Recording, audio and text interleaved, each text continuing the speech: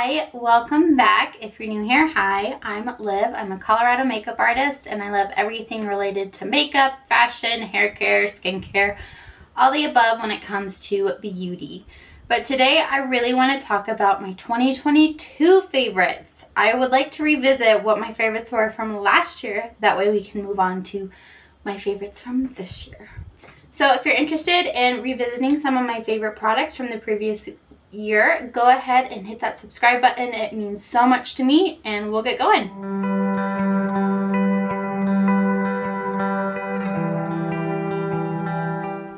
So I do have the list of all of my favorite products here on my phone, and honestly I was looking through them and not a lot of them have changed.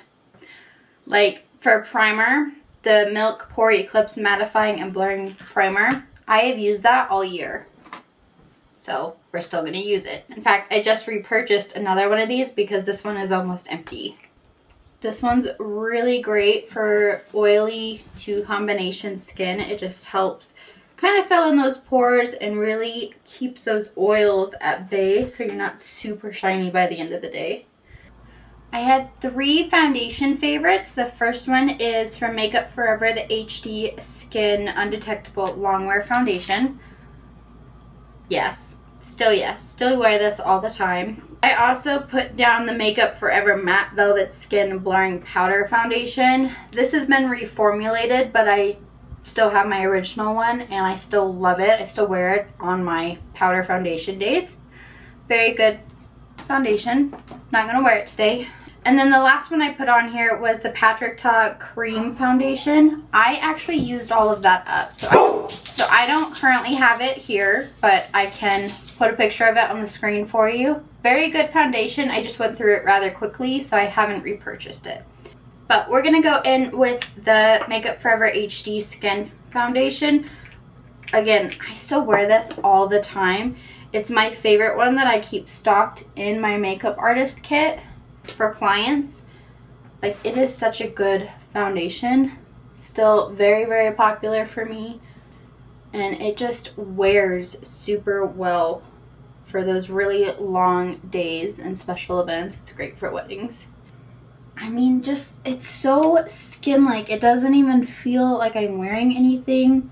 And it covered up the redness in my cheeks. And I just feel really confident with this foundation. I know it's going to wear super well all day. Don't mind my dogs. They're wrestling a little bit. For concealer, I actually did a high-end product and a drugstore product. So you had both price ranges from last year's favorites. The first was from Huda Beauty. This is the Faux Filter Concealer. And honestly, I've started to get back into this because I really enjoy it. And then my drugstore option was the NYX Bear With Me Concealer. I really like that this is a serum concealer. It's a lot lighter. But for the drugstore, it wears really well and it's really easy to use. And I just got a lot of enjoyment out of it. So I still use both of them, but today I am leaning towards the Huda.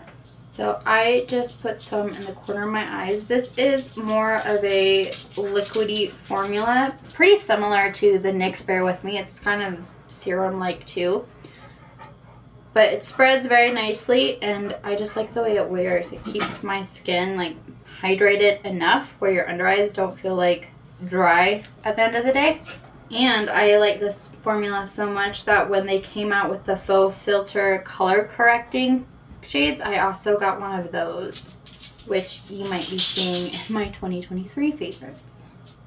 A little of this goes a very long way, as you can see, but like, look at the coverage. It just covered up all the blueness under my eyes. I do go over it with a damp sponge, just like my foundation, just to make sure I blend it in really well.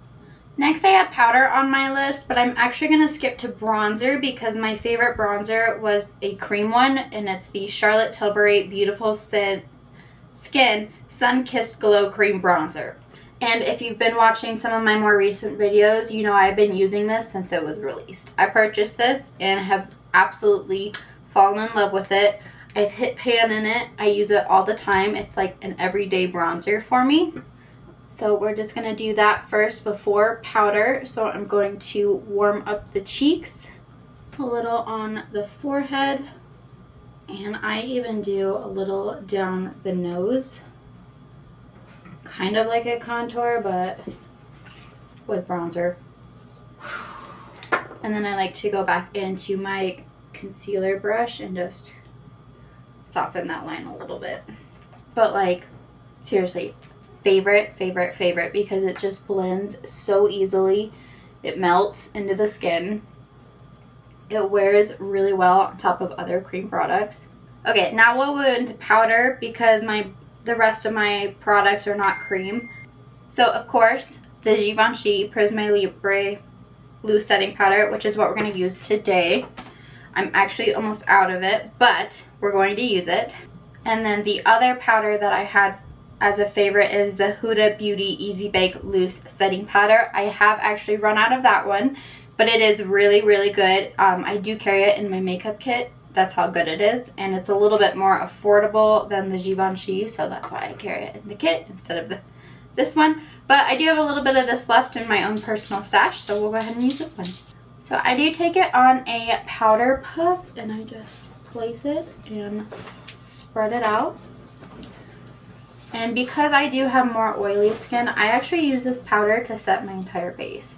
I just really enjoy the luminosity it gives because there is a little bit of a sheen to it, but it just takes care of my oils for me, but still leaves me looking like soft, and it kind of fills in the pores even more than the primer does. So it's just like an overall win-win-win situation. The only downside of this powder is that it is pretty expensive. Like, this is a mini. This one is a mini size right now, and although I have fully gone through a full size of it, sometimes it's just not in the budget to replace the full size. And even the mini is still like 30 bucks, so it's a pricey product, but it is worth it when you do have the money to get it. Because it lasts really well, makes your makeup look flawless, and it's not overly heavy if you have more dry skin, but if you have oily skin like mine, it really does help keep those oils at bay. So you've still got a really good powder for multiple skin types. Moving on to blush, I had the M Cosmetics Heaven's Glow blushes, and I don't know if you can tell, but I might be a fan of these. I have quite a few shades. Magic Hour is probably my most popular one, but I do know there was a good chunk of time when I was obsessed with the Venetian Rose shade. And then this is Magic Hour. They're a really soft powder, but they do have quite a glow to them. So typically if I wear one of these, I don't wear a highlight, and I don't even have a favorite highlight on my list from 2022 because I probably just use these all the time. I'm not gonna lie, I'm really feeling Venetian Rose today anyways, which it's kind of a deeper pink than I've recently been doing. But Faded Clementine is a little more orangey, and Rococo is a little more bronzy, but it kind of leans red. And then I have another shade called Baroque, which is my all-time favorite. It's kind of like a bronzer shade. Like if you were doing a really light makeup look, that's what I would do, because it's like bronzer, blush, highlight all in one, because the color is just so universal. I don't actually know where it's at right now. I might have left it in a travel bag. I should find it because it is my favorite shade. But today I want to go into Venetian Rose. And they are pretty pigmented, so I start with a light hand first. If you're really into super glowy looks, I would recommend trying these blushes. They are stunning. And I even like a little blush on the nose. Not too much, just a touch. But they are pretty pigmented, so I do go over them with my sponge just to make sure they're blended really well. And as I mentioned, I don't have a highlight favorite from last year, so we're going to go into my setting spray favorite, which is from Charlotte Tilbury. This is the Airbrush Flawless Setting Spray. I actually just picked up a mini kit during the Sephora sale to replace this.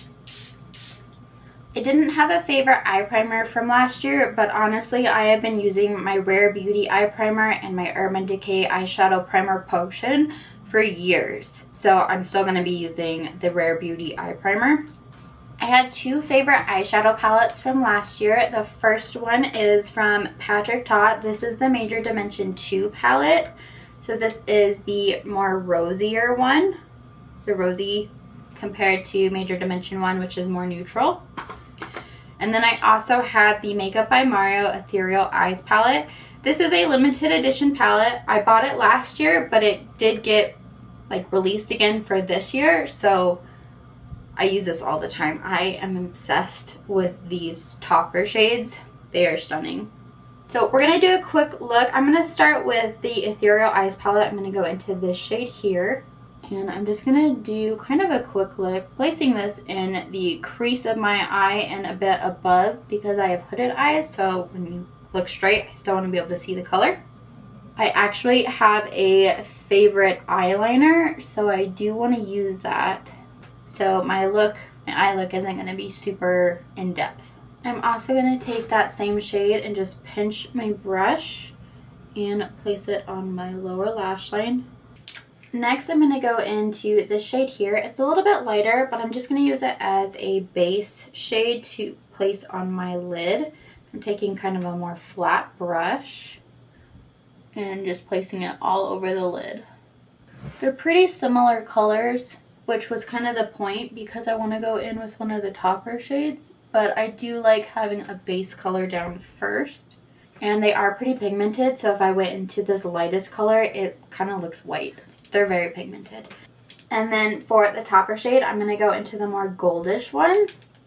I just use my finger because I think this is the best payoff for any sort of shimmer. But I just like that you can pretty much see through these, but they've got such a pretty shimmeriness to them.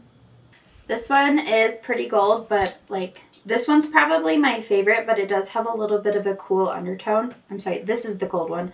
This is the cool tone one.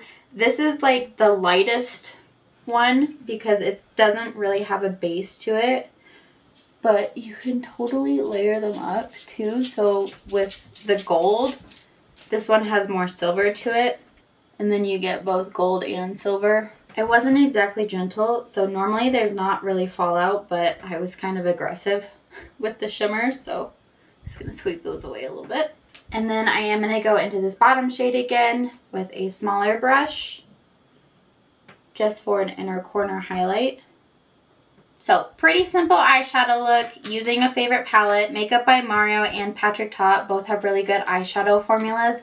They both blend really, really easily. So if you're not a patient person when it comes to blending, these don't take long to work with. And they've got really good shades, really good blendability. They last a really good amount of time, and they're both stunning.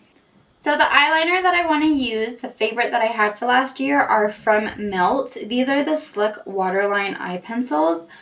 Obviously my brown one is a little more favorited, but they've got good shades and they last, and they're so easy to use because like they're just really easy to blend. And I'm not super great with eyeliner, so the fact that I have a favorite eyeliner should tell you a lot. So I am just going to do a little line above the lash line. And then I take a little bitty brush and just kind of blend it.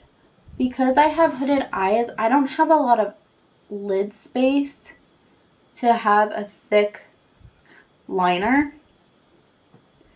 So the fact that this makes me comfortable enough to just put it on my eye and then take a brush and blend it to my liking. Like it just makes my life so easy, and then I get the eyeliner effect without having to do too much work. I also do like the Ivory shade, so I'm going to place this in the waterline because that is kind of what it says, Slick Waterline eye pencil. But it's super easy. They're like super pigmented, but so malleable enough that like they apply instantly and you don't have to work to get it into your waterline. So I actually don't have my favorite mascara from last year, and I don't have my favorite brow product from last year. I used both of them and then I didn't replace them. My favorite mascara was from Tower 28, the Make Waves mascara. Still really good, I just haven't repurchased it. And then my eyebrows was the ABH Brow Freeze.